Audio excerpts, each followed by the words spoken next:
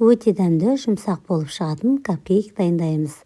Ыдысымызға ертілген сармайымызды салып, үстіне секер салып, венчикпен жақсылап араластырып, ванилин салып үстіне.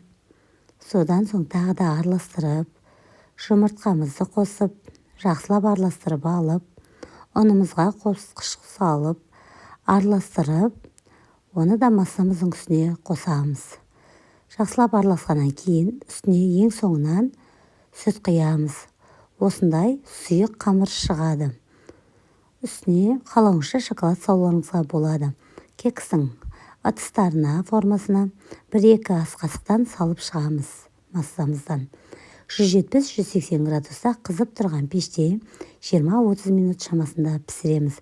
Кекстарымыз әбден суығаннан кейін бетіне қалауыңша кремдерді жағып, 1-2 сағатқа тоңазытқышқа кремі сіңгенше қоямыз.